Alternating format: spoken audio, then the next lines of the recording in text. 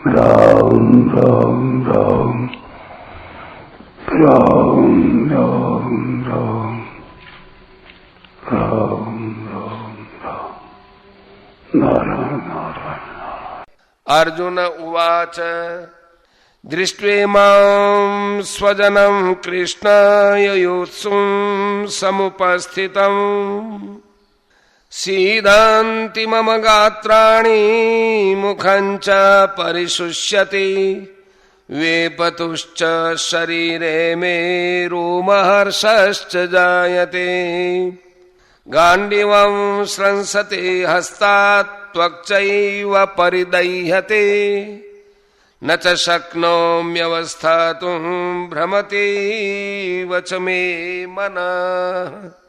अर्जुन बोले, हे कृष्ण, युद्ध की इच्छा वाले इस कुटुंब समुदाय को अपने सामने उपस्थित देखकर मेरे अंग शिथिल हो रहे हैं और मुख सूख रहा है तथा मेरे शरीर में कंपकंपी आ रही है एवं रोंगटे खड़े हो रहे हैं। हाथ से गांडीव धनुष गिर रहा है और त्वचा भी जल रही है। मेरा मन भ्रमित सा हो रहा है और मैं खड़े रहने में भी असमर्थ हो रहा हूं। व्याख्या। दृष्ट्वेमं स्वजनम कृष्ण युयुत्सुम समुपस्थितम। अर्जुन को कृष्ण नाम बहुत प्रिय था। यह संबोधन गीता में 9 बार आया है।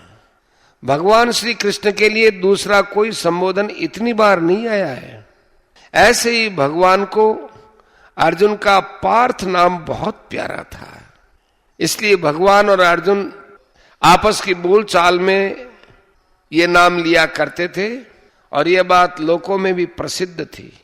इस दृष्टि से संजय ने गीता के अंत में कृष्ण और पार्थ नाम का उल्लेख किया है। यत्र योगेश्वरः कृष्णो और यत्र पार्थो धनुर्धरः। धृतराष्ट्र ने पहले समवेता युयुत्सव कहा था और यहां अर्जुन ने भी युयुत्सुम समुपस्थितम कहा है, परंतु दोनों की दृष्टियों में बड़ा अंतर है।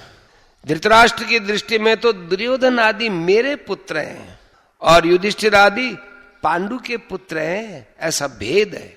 अतः धृतराष्ट्र ने वह मामका और पांडवा कहा है, परंतु अर्जुन की दृष्टि में ये भेद नहीं है।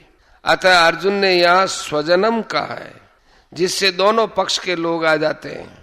तात्पर्य है कि धृतराष्ट्र को तो युद्ध में अपने पुत्रों को मरने की आशंका से भय है, शोक है, परंतु अर्जुन को दोनों ओर के कुटुंबियों के मरने की आशंका से शोक हो रहा है कि किसी भी तरफ का कोई भी मरे, पर वह है तो हमारा ही कुटुंबी ना। अब तक दृष्टवा पद 3 बार आ गया।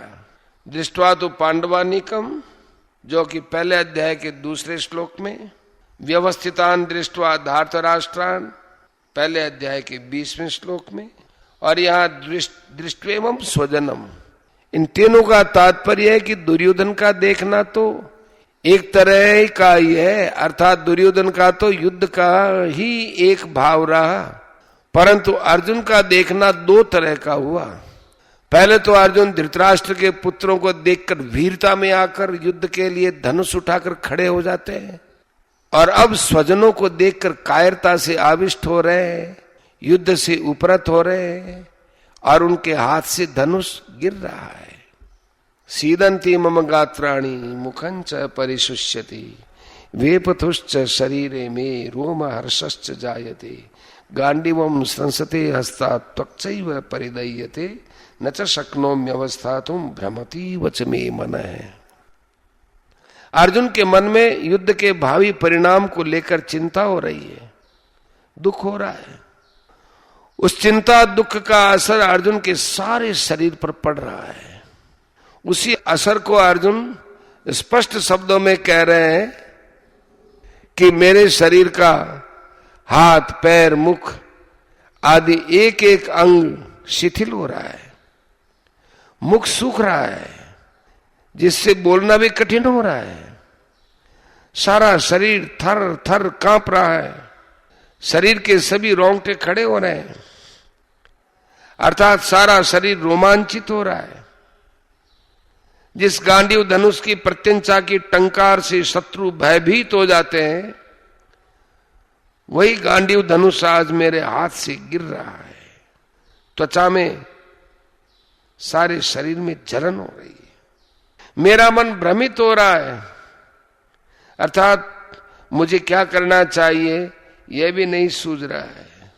यहां युद्ध भूमि में रथ पर खड़े रहने में भी मैं असमर्थ हो रहा हूं। ऐसा लगता है कि मैं मूर्छित होकर गिर पड़ूंगा। ऐसे अनर्थकारक युद्ध में खड़ा रहना भी एक पाप मालूम दे रहा है।